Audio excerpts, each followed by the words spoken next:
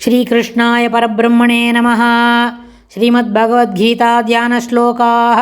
नमोऽस्तु ते व्यासविशालबुद्धे पुल्लारविन्दायतपत्रनेत्र येन त्वया भारततैलपूर्णः प्रज्वालितो ज्ञानमयप्रदीपः प्रपन्नपारिजाताय स्तोत्रवेत्रैकपाणये ज्ञानमुद्राय कृष्णाय गीतामृतदुहे नमः। सर्वोपनिषदो गावो दोक्ता गोपालनन्दनः पार्थो वत्सत्सुधीर्भोक्ता दुक्तं गीतामृतं महत्।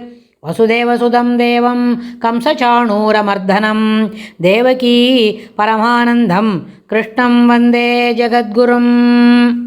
அடுத்தது 17வது அத்தியாயத்தில் 12வது ஸ்லோகம்.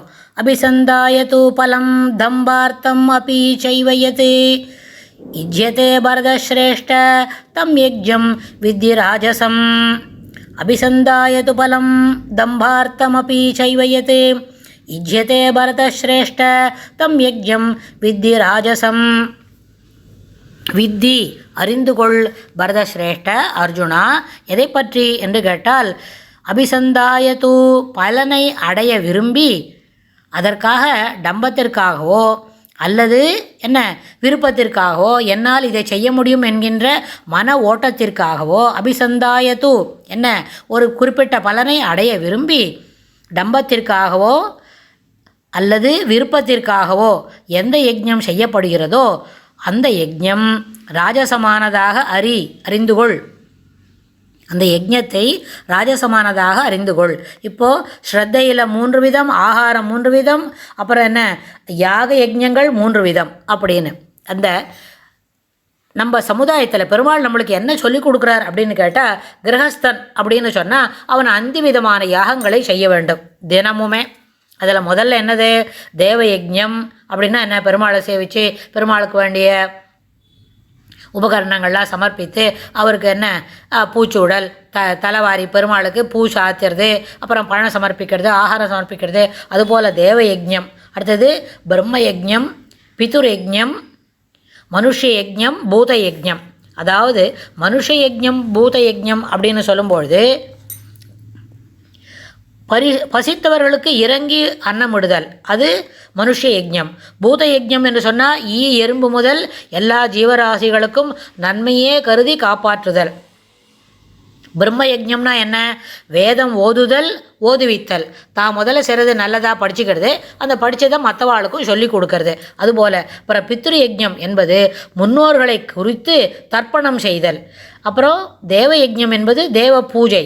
இது எல்லாமே என்ன செய்யணும், ஒரு நாளும் நம்ம செய்யணும். இது இதில் அளவுன்றது தன்னுடைய மனம் பொறுத்தது, சக்தியை பொறுத்தது, நேரத்தை பொறுத்தது.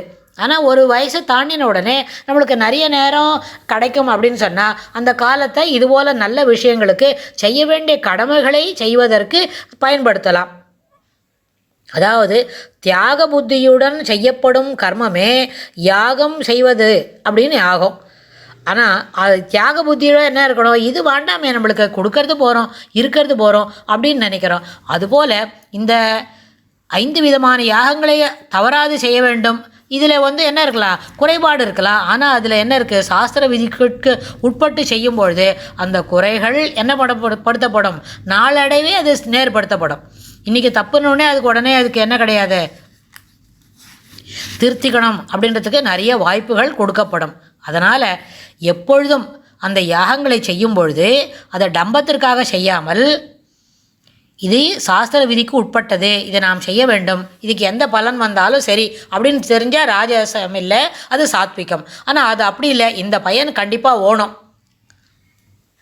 ஜோதிஷ்ட ஹோமம் பண்ணணும், இல்லைன்னா இன்னொரு ஹோமம் பண்ணி இதுக்கு என்ன பலனோ ஆரோக்கியத்தை மேலே எழுந்து வச்சுக்கணும் அப்படின்னு சொல்லி ஒரு பலனை உத்தேசித்து ஒரு யாகம் செய்கிறோம், ஒரு ஹோமம் செய்கிறோம்னு சொன்னால் அது ராஜசமானதாக கருதப்படும் அப்படின்னு பெருமாள் இந்த ஸ்லோகத்தில் சொல்லி கொடுக்குறார். அடுத்த ஸ்லோகத்தில் இன்னும் என்ன சொல்லித்தராருன்னு நம்ம பார்க்கலாம். ஸ்ரீகிருஷ்ணாய துப்யம் நமஹ.